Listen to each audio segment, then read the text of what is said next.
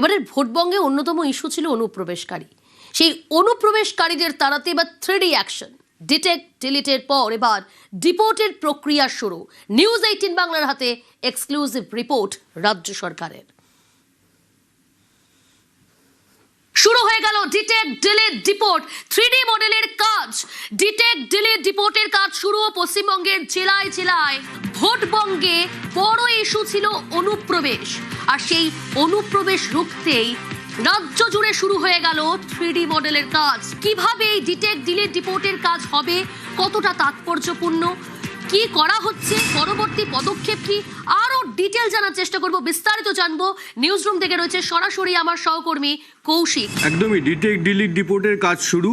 এই সেই রাজ্য সরকারের নির্দেশিকা, যেই নির্দেশিকায় পরিষ্কার বলা আছে সাবজেক্ট হিসাবে setting up of holding centres for apprehended foreigners as well as for the released foreign prisoners awaiting deportation. অর্থাৎ যেই সব অনুপ্রবেশকারীদের ধরা হয়েছে তাদের রাখা হবে হোল্ডিং সেন্টারে, এবং যাদের বাংলাদেশে বা মায়ানমারে পাঠানো হবে তাদেরও এই হোল্ডিং সেন্টারে রাখা হবে। এখন প্রশ্ন হচ্ছে এই হোল্ডিং সেন্টারগুলো হবে কোথায়? এই সংক্রান্ত নির্দেশিকা সমস্ত জেলা শাসকদের কাছে পাঠানো হয়েছে। অর্থাৎ জেলায় জেলায় তৈরি হবে হোল্ডিং সেন্টার, সেখানে অনুপ্রবেশকারীদের ধরে রাখা হবে এবং সেখান থেকেই পাঠানো হবে বাংলাদেশ এবং রোহিঙ্গাদের পাঠানো হবে মায়ানমারে।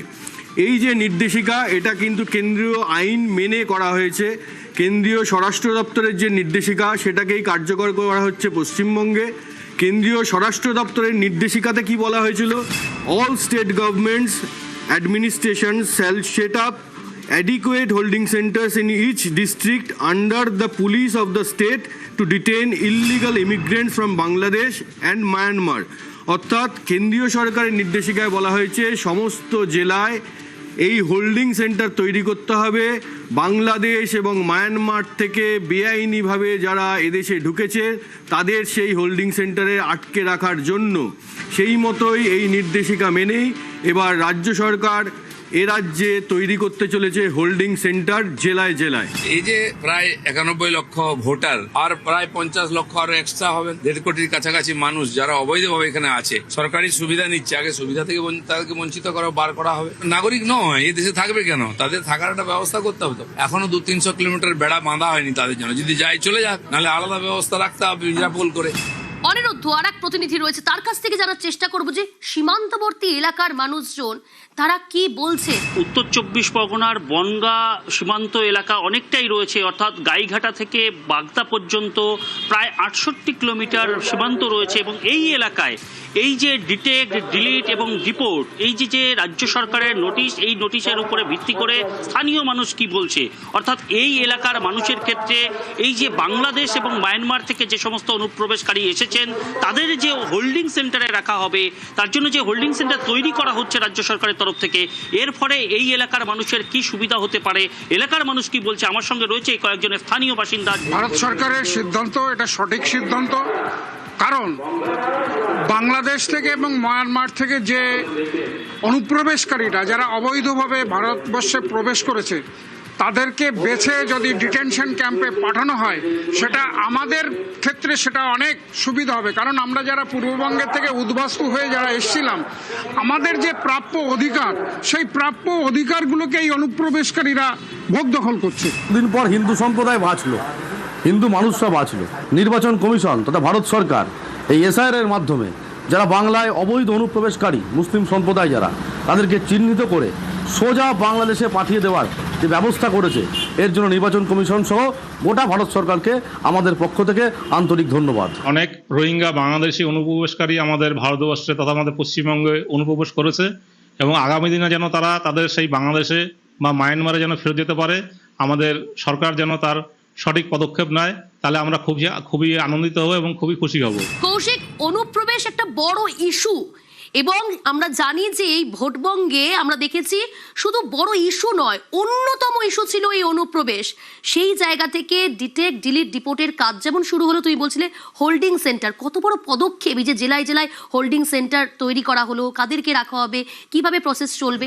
এবারের ভোটে তো অন্যতম বড় ইস্যু অবশ্যই ছিল অনুপ্রবেশ। তৃণমূল বিজেপি দুই দলই সরব হয়েছে। তৃণমূল বারবার বোঝানোর চেষ্টা করেছে যে অনুপ্রবেশকারী রোখার দায়িত্ব হচ্ছে, অনুপ্রবেশকারীদের রোখার দায়িত্ব হচ্ছে কেন্দ্রের, কারণ বর্ডার গার্ড দেয় বর্ডার সিকিউরিটি ফোর্স বিএসএফ, সেটা কেন্দ্রীয় স্বরাষ্ট্র মন্ত্রকের অধীনে।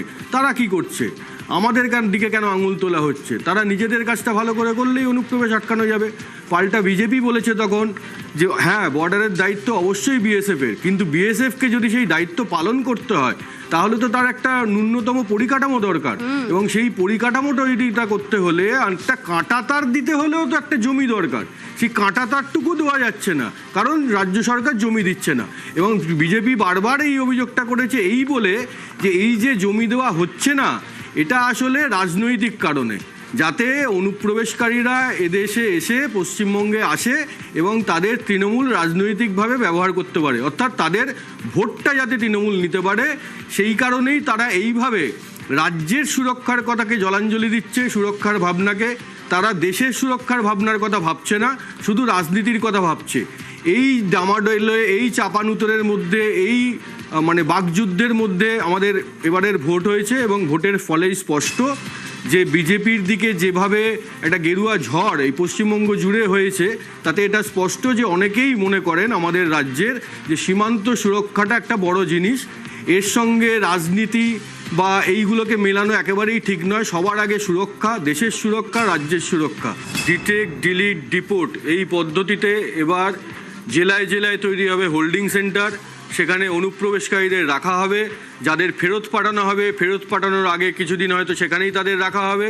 অর্থাৎ হোল্ডিং সেন্টারে আটকে রাখা হবে অনুপ্রবেশকারীদের, যারা বাংলাদেশ থেকে বেআইনিভাবে এ রাজ্যে ঢুকেছেন, যারা মায়ানমার থেকে যেসব রোহিঙ্গারা বেআইনিভাবে দেশে ঢুকেছেন, তাদের ধরা হবে, ধরে হোল্ডিং সেন্টারে রেখে তাদের দেশে ফেরত পাঠানো হবে।